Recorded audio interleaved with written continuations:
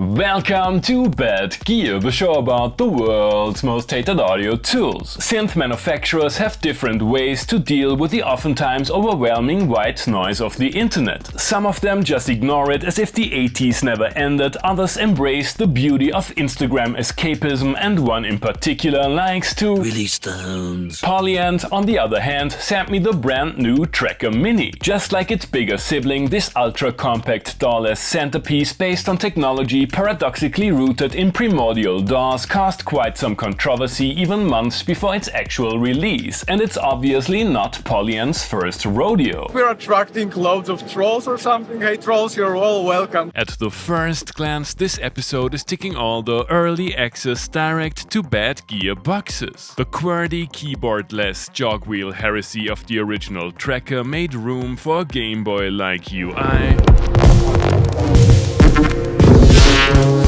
on what looks like the love child of a Yamaha QY8 and a military-grade Kindle clone. I won't miss the FM radio, but audio over USB and the quadrupled sample pool memory are much appreciated. The internal rechargeable battery and microphone are your ticket to a profitable career as a field recording artist, and my Digitact got jealous when it heard about Polyend's implementation of stereo files.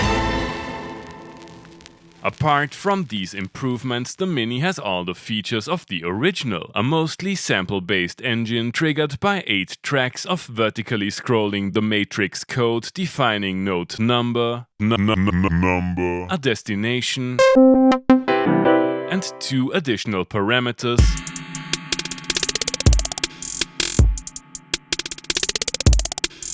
which unfortunately include essential tone attributes like velocity or glide. 255 patterns of a project have a maximum length of 128 steps each. Although you can input notes via MIDI,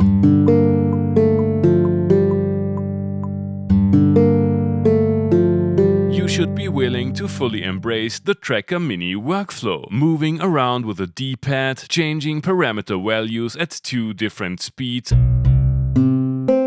and switching between sections using the function buttons works better than expected, and there are plenty of workflow accelerators like step jump, fill, which not only allows for creating vast amount of musically relevant data in seconds, but also lets you implement scales, randomization, and Euclidean patterns. And there are quite a few useful pattern editing amenities. I used the song window mainly for setting tempo. The sample playback engine comes with synth-like features. I'm not a big fan of the filter section when it comes to both sound and workflow, but Overdrive and Bitcrush are more than usable, and a small selection of parameters can be modulated with an envelope and LFO each.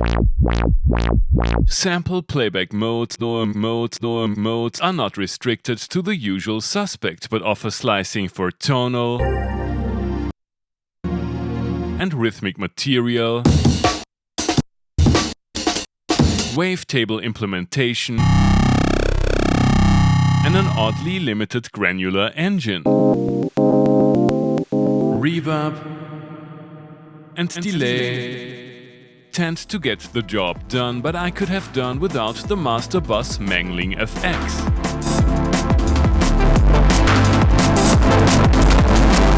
Given the lack of knobs and dials, I spent most of my time jamming in the main mixer window, but there's a dedicated performance mode closely linked to song mode which lets you play FX on the fly. Speaking of FX, there's a range of non-real-time algorithms available in the sample editor. Old school, there's a self-contained instrument file format.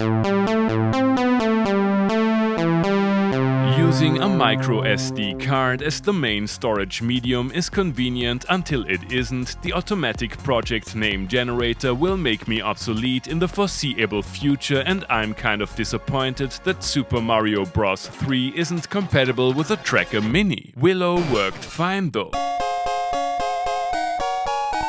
The mini jack connectors for audio and MIDI on the bottom of the enclosure might not be to everyone's taste, especially given the USB-C connector on top. The unit is surprisingly heavy and rugged, it attracts fingerprints like a half-forgotten Roland keyboard, and it's great to have a more affordable alternative to the okay, forget what I just said. Polyend took all the features of the tracker, added a few more and put them in a stylish box. Is the toy-ish interface up to the job, and is it worth the premium price tag?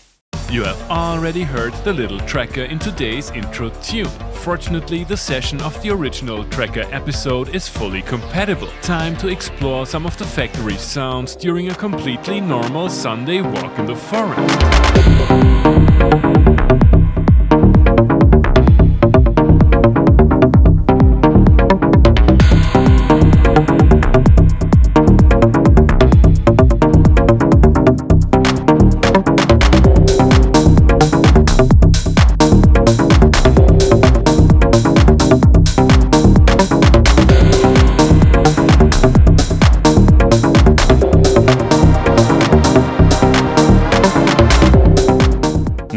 If you're familiar with the tracker workflow, there is close to no learning curve, and I'm missing neither the jog dial nor the button matrix for basic programming. More hands-on controls for tweaking sounds would have been nice though. I wanna know how the instrument fares as the centerpiece of a real-life bedroom studio setup.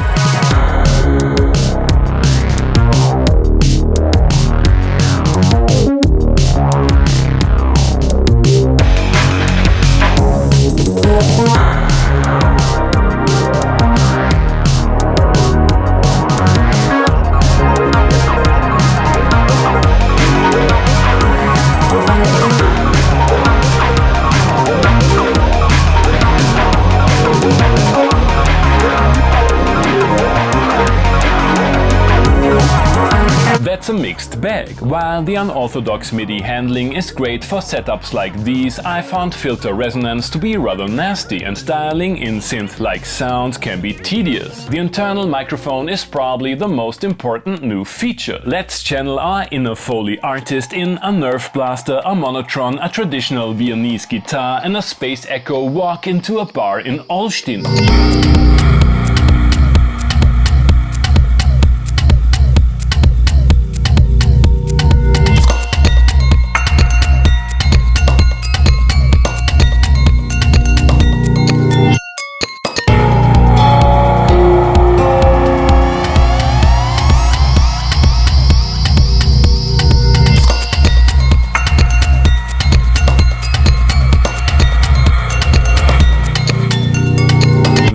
As a casual tracker enjoyer, I had a lot of fun using the Mini, not only because it boasts a long list of features in a compact package, but mostly because it forces me to question my usual music creation process. However, the synthesis features are still somewhat underwhelming, and I personally prefer knob-laden UIs and more conventional sequencers when I actually have to get stuff done. It's time to address the elephant in the room. Yes, it's still too cheap to be the ultimate hipster toy. I'm waiting for the tracker field for twice the money. Thanks for watching and see you next time.